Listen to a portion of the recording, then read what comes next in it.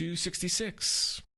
Let's get to Lemony Snicket's A Series of Unfortunate Events from 2004. It's directed by Brad Silberling, stars Jim Carrey, Jude Law, Meryl Streep, Liam Aiken, Emily Browning, Cara Hoffman, Catherine O'Hara, Billy Connolly. And the synopsis is, when a massive fire kills their parents, 3 children are delivered to the custody of cousin and stage actor Count Olaf, who is secretly plotting to steal their parents' vast fortune. First thing I wanted to mention is this was my favorite book series growing up. I read them back to back to back over and over again. I couldn't wait for the next one to come out. Like, I was addicted to them, even more than Harry Potter and similar things. This was my bread and butter, really. Also, I haven't seen the Netflix series as of yet. I'm just not a big Neil Patrick Harris fan.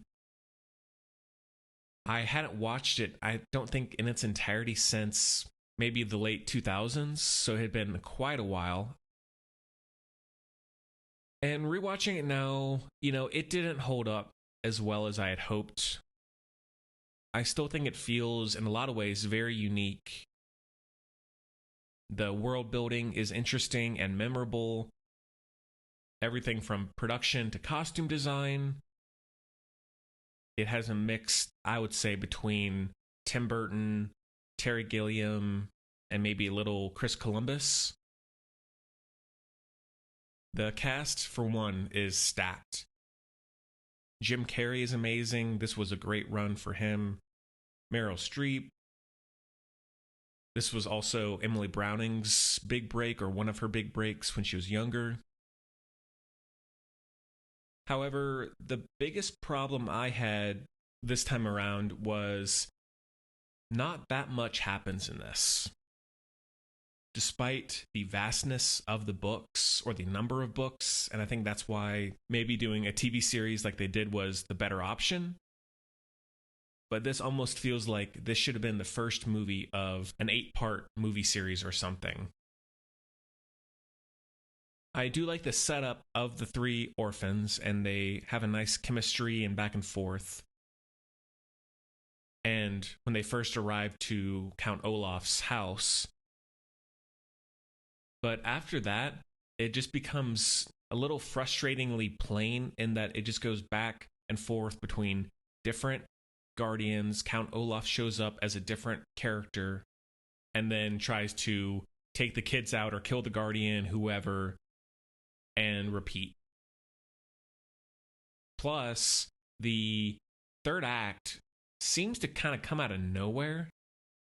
It's this Beetlejuice-esque wedding, almost like pedophile-esque wedding of Count Olaf trying to marry Emily Browning to finally get control of the fortune. It's just weird and creepy and doesn't really need to be there. It's not that satisfying of an ending. It wasn't that funny either. It wasn't that emotional. There was very little excitement. Some standout scenes, though, not to hate on it too much. The train sequence when Count Olaf is trying to kill the children by putting the car on the train tracks and having the train come and hit them. Everything with Billy Connolly. I love the writing, and Billy Connolly is just a great character actor, and he's a perfect fit for this kind of film. The fake suicide by Meryl Streep, or what Count Olaf tries to do in that, is pretty clever. But once they get out into the water, that whole sequence, that's where it loses me in terms of my interest. In terms of writing, the incorporation of Jude Law as Lemony Snicket narrating, I think it does a little too much of that at the beginning, especially when he's saying, oh no, this isn't the actual ending, don't worry, or if you want to stop here, you can. But he has such a naturally pleasing, calming, entertaining voice that I didn't really mind that too much by the end. Honestly, before I started doing this review, I thought I had way more to talk about that was either good or bad, but it is too much in the middle, and I feel like I've already forgotten most of what I watched. If you like the books, maybe check this one out if you haven't already.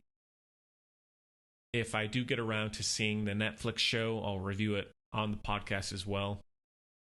And let me know your thoughts if you have a way to comment on that if you've seen it. That is a light 3 out of 5.